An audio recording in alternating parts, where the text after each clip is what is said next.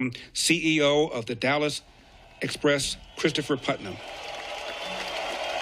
Hey, Larry, thanks so much for having me on. It's a great pleasure. Do we give you a lot of love with our intro or what, Christopher Putnam? That's pretty good. Christopher, talk to us about the coverage that this latest attack is getting locally. This is like the third violent attack that's happened in Dallas just this year. 3 in Texas, 2 in Dallas. There was an ICE attack, a notable one on an ICE facility in Alvarado, Texas, by the Elm Fork John Brown Gun Club, which is being investigated actually by the Justice Department right now as potentially having some form of collaboration with the Kirk assassin, interestingly enough. We've made no ties yet between this particular shooter and that group, but we're investigating that closely as well. The John Brown Gun Club is based in Kansas, as I understand it, and is said to be left-wing. Tell us about the John Brown Gun Club. Yeah, so it was a very organized Antifa cell, most of them living together in Fort Worth, Texas. The outcome there, they attacked a facility with ARs in that case. Fortunately, nobody was hurt or killed in that particular incident.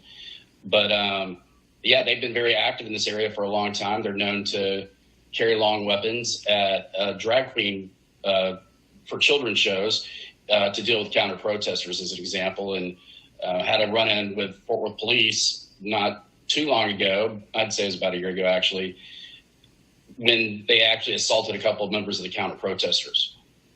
Christopher, what can you tell us about the gunman in this latest attack at the ICE facility?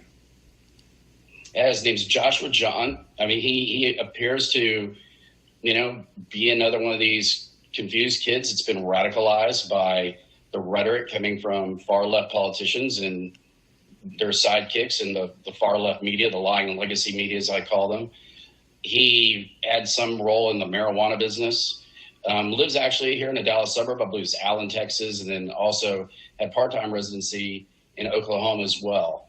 So I know, for example, that the FBI has been to both homes and, they're conducting a very thorough investigation, but it seems clear and, most of the reporting is consistent that he was radicalized and hated the government, hated the Trump administration, et cetera.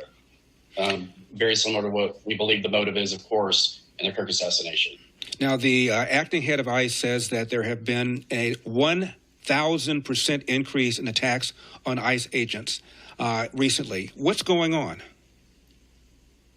I think it's clear. It's this combination of, this incitement and dangerous rhetoric coming from the far left, and no one in the legacy media is holding them accountable. As you well know, the vast, wild majority of quote-unquote journalists in this country also lean that direction, and their bias is completely evident, and not only what they report, but what they don't report.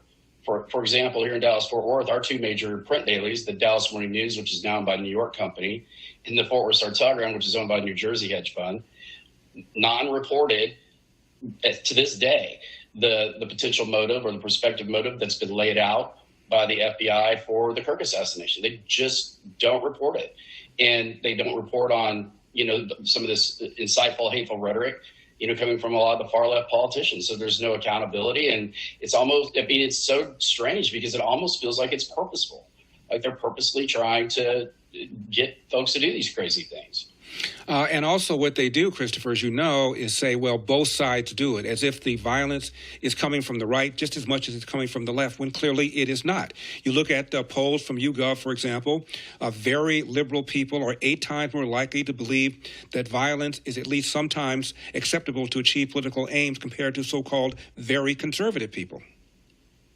Yeah, correct. I think I saw a poll the other day, it might have been the same one, where 42% of Democrats said the political violence is justified.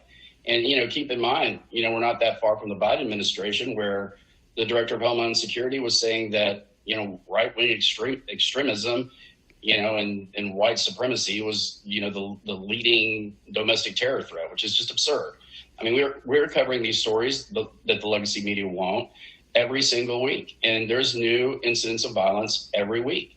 And we've forgotten about a lot of them. We don't even talk about, the 2 attempts on Trump's life anymore. We don't talk about, a number of these school shootings that have been conducted by these Transtifa types. They just refuse to report it because, as you well know, it doesn't fit their political agenda and narrative. Yeah, before you came on, Chris, I talked about how the left is saying with a mathematical certainty that the rhetoric used by Donald Trump on January 6th incited a quote-unquote insurrection, and they believe that because George Floyd was black and Officer Derek Chauvin was white, therefore what happened to George Floyd had to do with his race, even though the officer was never charged with a hate crime, and the lead prosecutor never even implied that the officer was motivated by George Floyd's race. Yet we had 4 months of protests, all because of this assumption that had absolutely no proof of a connection. But they don't want to connect the dots regarding these attacks on Charlie Kirk and the attacks that have happened here in Texas. We have to leave it there. Christopher Putnam, Chief Executive Officer, the Dallas Express, the conservative alternative to the Dallas Morning Express. Was it Morning News? It's the Dallas Morning News. Morning News. Conservative alternative to Dallas Morning News. Thanks, Christopher. I appreciate your time. Thank you, Larry. You got it.